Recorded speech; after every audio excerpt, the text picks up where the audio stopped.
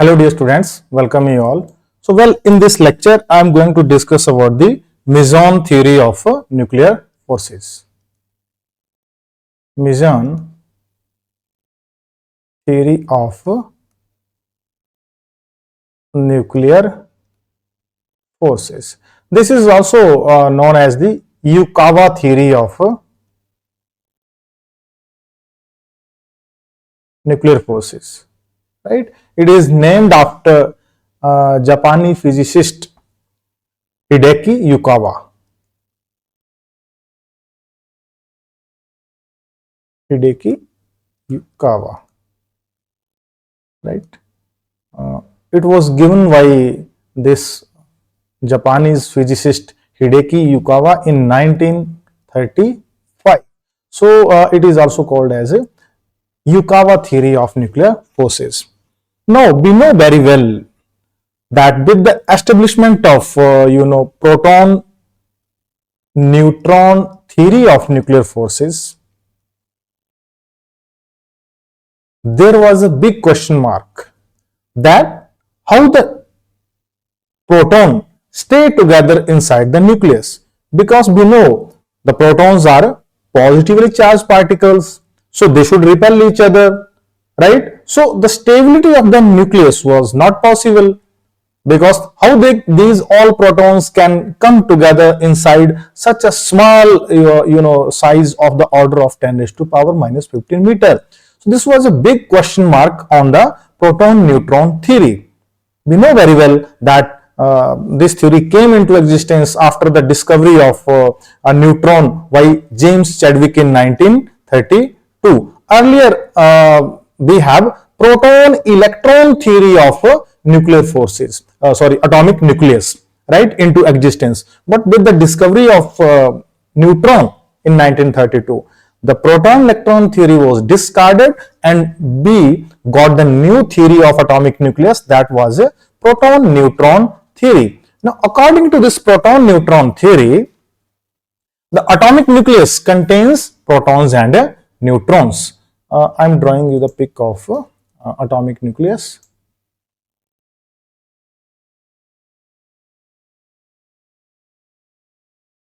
This is atomic nucleus. It is of the size of 10 raised to power minus 15 meter, right? It is of the size of 10 raised to power minus 15 meter, right? Now, according to proton neutron theory, this atomic nucleus contains protons,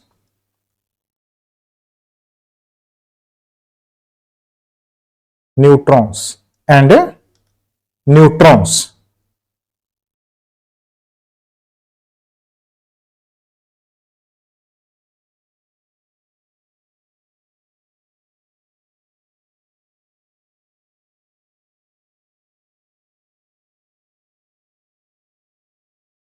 Right.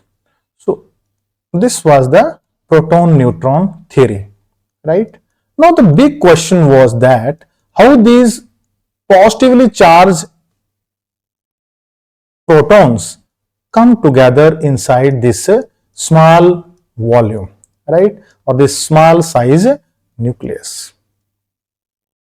because we know all the protons have positive charge. So at that time when we developed this theory, proton neutron theory, it was thought that inside the nucleus two type of forces are operative. One is electrostatic force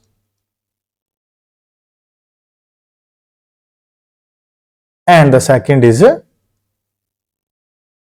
gravitational force. So at that time it was thought that these are the two forces that work inside the nucleus. But we know very well that there are other forces in the nature, but that knowledge came after this. So at that time it was thought that electrostatic force and gravitational force exist inside the nucleus, and gravitational force is stronger than the electrostatic force, and it is holding the neutron and protons together inside the nucleus, right? Although protons are repelling each other because of the electrostatic force of repulsion, but as the gravitational force is strong enough. It is mightier than the electromagnetic force. So that's why all the protons and neutrons are bonded together inside the nucleus, and the nucleus is stable.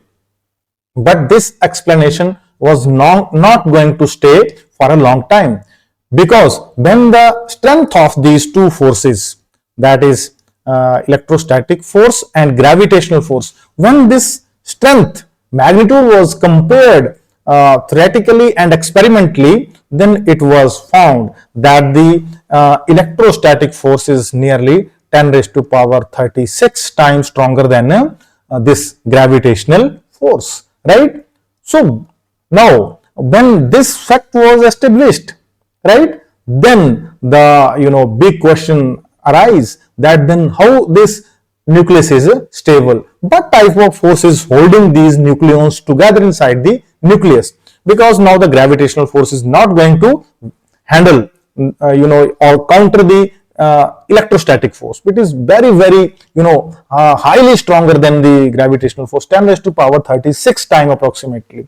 So then a new theory was given by Hideki Yukawa in 1935 that I talk about in the beginning. That theory is called Meson theory of nuclear forces, right? So actually Yukawa make an analog between the interaction between the two charged particles and the interaction between the two nucleons, right? At that time it was thought that the electromagnetic force or electrostatic force between the two charged particle, if we have a positive charge and if we have a negative charge, then according to quantum field theory, we can say that these two charged particles, this is let q1 and this is q2, they are interacting with each other because of the quantum field that is surrounding these two charged particles, and there is an exchange of particle that is known as a photon, quanta of electromagnetic energy, right? So in total we can say that the electrostatic force was arising because of the exchange of a particle between the two charges, and the two charges are either attracting or repelling each other according to that. Now Yukawa made an analog to this concept. He predicted that the nucleon inside the nucleus, they are also undergoing a similar kind of interaction. What here in case of nucleon, I mean neutron and proton, the field that exists there is known as the meson field, right? Meson field.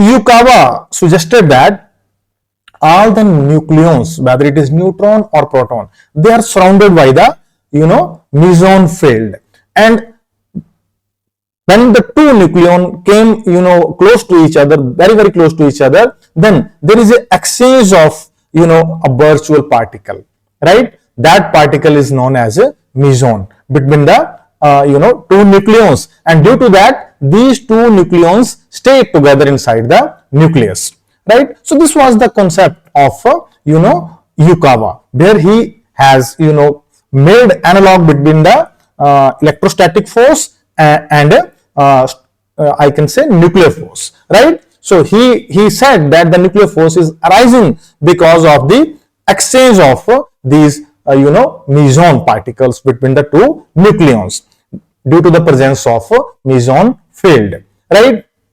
But the only difference between the electrostatic force and the meson force was that we know the range of the electrostatic force was infinite, whereas the meson field and the meson exchange work only when the distance between the nucleons is of the order of 10 raised to power minus 14 to minus 15 meter. So this was the difference, right?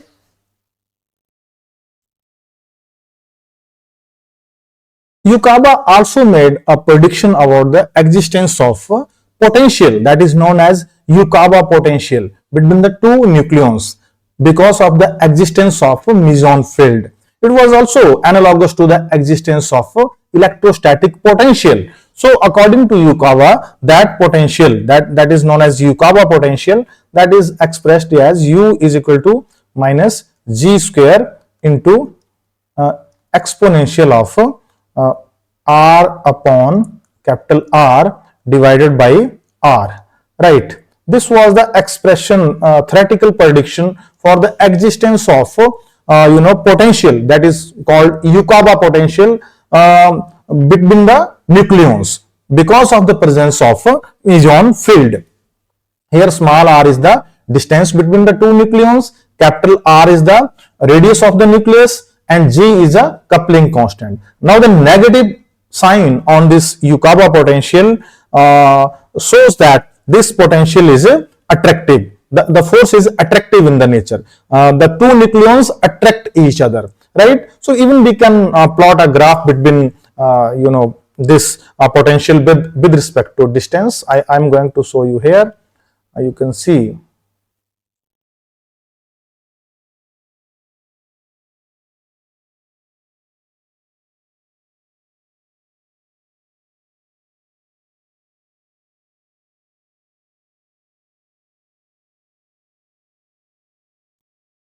So if you plot a graph between the distance r between the two nucleons, that is r, and this is potential u, right? 0, positive and negative. Then you will get a kind of this type of graph, right? This is the graph of Yukawa potential. U is equal to minus G square, right? E raised to power R upon capital R divided by small r. This type of graph is observed, right? You can see here when the r tends to 0, then this will tends to infinity. So and it is attractive. The force is attractive in nature. So this type of graph was predicted by the Hideki Yukawa. Later on, actually he had made only this theoretical prediction in 1935. As I told you that this theory was given by Hideki Yukawa in 1935 for explaining the stability of the nucleus. But this prediction was confirmed in 1947 with the discovery of pi mesons, right? In 1947, right?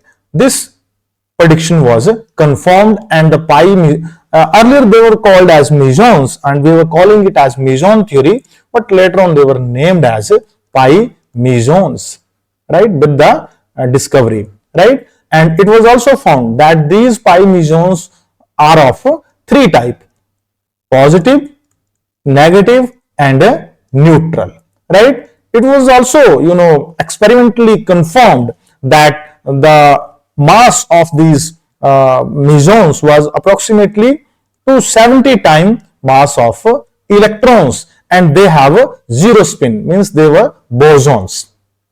So all the properties which were theoretically predicted by Yukawa, they were experimentally verified in 1947, and in 1949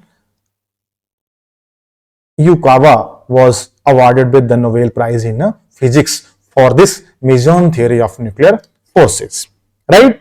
Now I am coming to the explanation of how this field operate between the two nucleons, right? So for it, let's come to this picture, right? You can see here. Now I have two nucleons, right? Now, according to the Yukawa theory of nuclear forces, all the nucleons, whether it is neutron, now this is not nucleus, right? I am going to write it as nucleons. These are nucleons. You can understand the working of this force. These are nucleons. Now it can be neutron, it can be proton, or it can be neutron or proton, both same.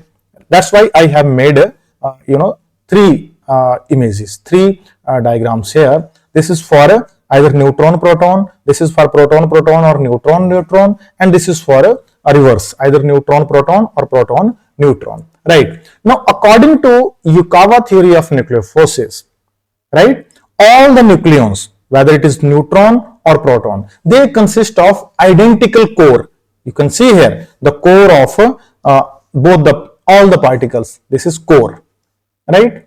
This core is identical whether the nucleon is neutron or a proton. So according to this theory, all the nucleons consist of identical core surrounded by a pulsating meson cloud or meson field. So you can see this is what meson cloud, or I can say meson field, pulsating meson cloud. Now, what is the meaning of pulsating meson cloud? Pulsating meson cloud means this meson cloud is continuously going to be created and annihilated. So, sometimes it is also called as a virtual meson cloud because it exists only for a very small time, that is, in accordance with the Heisenberg uncertainty principle. So, sometimes we call it as a virtual meson cloud, or we can say pulsating meson cloud because it is continuously created and annihilated. So whether it is neutron or proton, the identity is not clear, core is common. Now, if the cloud around this core is of pi plus meson, right, then obviously if it was initially, suppose initially this core was behaving like a neutron, right? Now this neutron plus pi positive, right, it is going to this, now this nucleon, all nucleon is going to act as a proton. We can say proton is equal to neutron plus pi positive. This is the interaction, right? So now when this core is surrounded by this positive meson, right, pi plus, then this core we can say it is proton. Now when this positive pi meson cloud changes from here, right, and it goes toward this side, then obviously this nucleon will change its identity, right? In that case, when this pi meson will shift from here, I can say, no, it is not shifting.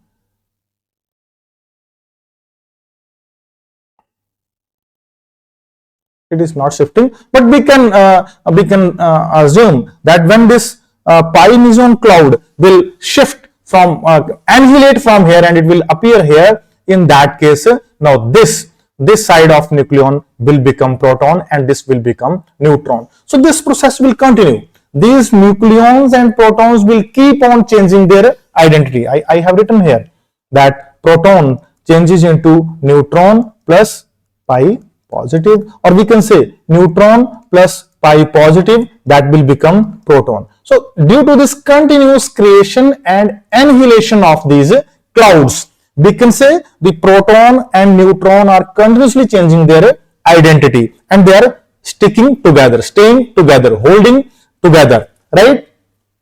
Now let's come to the second case. The second case is of the same type of cloud. Now in this case again it is core and this is cloud. So that this cloud is of pi naught, right? So when we will have a proton, that will become proton dash plus pi naught. Now I can say that initially it was proton dash plus pi naught cloud, right? It is going to act as a proton. Now pi dash is also going to behave like a proton, but it is in different state, we can say, in comparison with this proton. It is a new state of proton. So we can say the proton can convert into a new state of proton plus pi neutral, pi naught meson cloud, right? Then this cloud can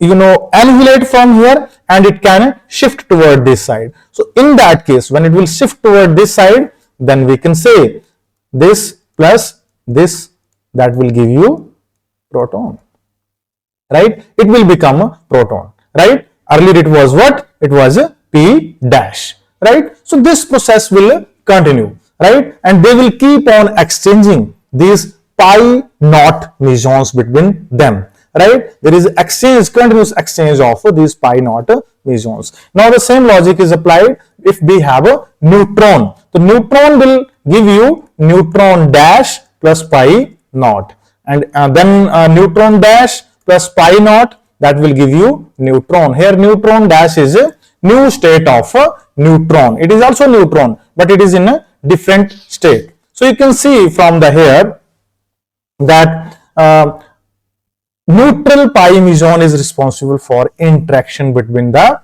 neutron-neutron or a proton-proton. But as far as proton-neutron is concerned, either pi plus meson or pi negative meson. Now I can see here in this last figure that this is proton initially, and it was behaving like proton initially, and then now cloud surrounding it as pi negative. So then proton plus pi negative, that will give you neutron, right? So or we can say neutron gives pi negative and it becomes a proton.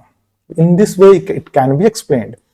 I can say that initially it was neutron, so it gives the, I can erase it from here.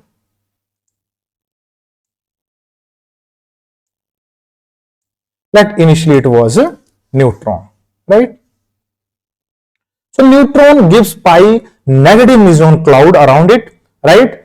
Then it becomes a, you can say here, then it becomes a proton, right? Neutron give pi negative and it then becomes a proton. Now the pi negative cloud, right, meson cloud, then it is annihilated from here and it appears here. So when it appears here, this was earlier proton, so then it becomes a neutron. So in this way, you can see from these reactions that the neutron and proton and neutron, continuous exchange is there, right? So from this entire discussion, we have seen that the neutron and protons are continuously either emitting or absorbing pi mesons, right? So obviously the energy of neutron and proton is going to change. So this is going to violate the law of conservation of energy. But if we look at this interaction from the point of view of Heisenberg uncertainty principle, that is delta E into delta T should be either equal to or greater than h cut divided by 2, then this change in energy can be allowed, right? I mean, the change in energy of the nucleons can be allowed if this change takes place only for a very short duration of time that is allowed by the Heisenberg uncertainty principle. Now, by making the use of this relation, I am going to predict the mass of pi meson. That was done by Yukawa. So we know very well that according to Heisenberg uncertainty relation, this is this. So it means delta T, the time for which this meson field act between the two nucleons, that should be equal to h cut divided by 2 into delta E, right? This is the time. Now let this energy is the minimum energy that is changed during this interaction, and that energy is what? That energy will be the rest mass energy of pi mesons. I can say m pi c square, because this is the minimum energy required to create or annihilate a pi meson. So this amount of energy is going to change every time when there is interaction between the neutron and proton due to the exchange of this meson. So this delta E should be equal to m pi c square. So I can write delta T is equal to h cut upon 2 m pi c square, right? Now if I take this c toward this side, then it will become c into delta T right, is equal to h cut upon 2 into m pi c. Now what is this c into delta t? If we assume here that the pi mesons are moving from one nucleon to another with nearly velocity of light, we can say equal to the velocity of light, but nearly velocity of the light. They are very fastly moving, rapidly jumping between the two nucleons. Then I can say that this is the range of this nuclear force, right? Range means the distance up to which this pi meson can move. This is the time for which it will live, it will exist, and it is the velocity with which it will move. So obviously it is the range, and we know very well that the range of the nuclear forces is of the order of 1 Fermi, that is 10 raised to power minus 15 meter, right? So now if I put it here, then I will get, right, 1 Fermi is the range, that is equal to h cut, right, upon 2 m pi c. Now I am going to multiply here with c, and here it becomes 2 m pi c square. So now I can write m pi c square is equal to h cut c upon 2 time into range. Range means 2 Fermi, right?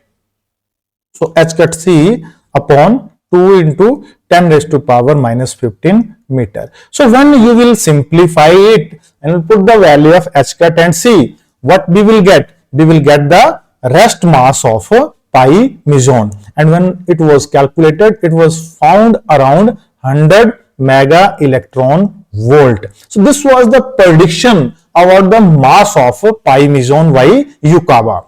Later on, when in 1947 it was experimentally detected, then it was found that it has mass around 140 mega electron volt, that is we can say 270 times nearly mass of electron, because at that time it was also verified that the mesons comes in 3 flavors, that is pi positive, pi negative, and pi naught. So these 3 mesons have slightly different mass, so the average mass is around 270 times mass of electron. So the Yukawa's prediction was nearly correct, right? It was around 100 mega electron volt, so actually it was 140 mega electron volt.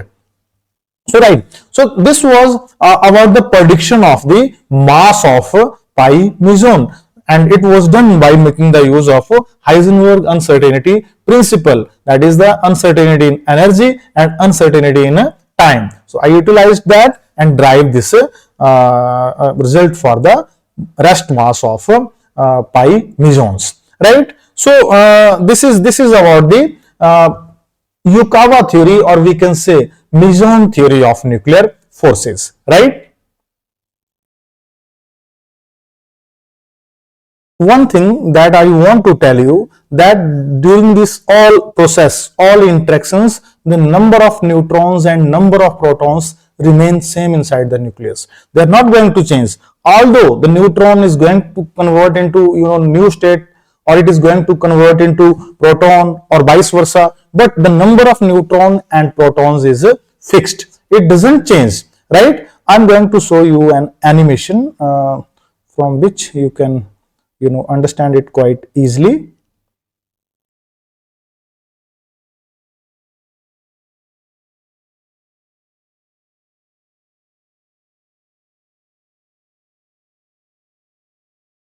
You can say this animation. Oh, that animation is not working. So let's go to desktop. You can see from here, right? So you can see from here that these two kids, they are going to act as neutron and proton, and this wall that they are throwing toward each other, it is going to act as a pi meson. So they are continuously exchanging this pi meson, and due to this exchange, they are continuously changing their identity. But one thing that we should keep in mind here, as the velocity of the ball is fixed, right? You can see here the ball is moving with fixed speed. In that lecture we have considered it as equal to the velocity of light nearly. So if I move this player slightly backward, right, in that case this ball will miss this player. Or if this player moves slightly backward, if both move slightly backward from each other, right, then what will be the result? The result, the ball will get lost. They will not be able to collect the ball. So we can say the nuclear forces will vanish. They will not act between the two nucleons. So there is a fixed range, 10 raised to power minus 14 to minus 15 meter. If the nucleons are in that range, then only they can exchange mesons. If they come close to each other, again the same problem. If it come toward this side and this come toward this side, what will happen? The ball will miss this player and it will go further because it is moving with the same speed. So in that case again there is problem. So this makes these two nucleons to stay at a particular distance. Otherwise these two nucleons will overlap with each other, right? And they will continue attracting each other. So this is not permitted, right? So this is the animation that clear this working of Meson theory of nuclear forces, right? So this is all about the this Meson theory of nuclear forces. I am hopeful that the thing is very clear. So thank you very much.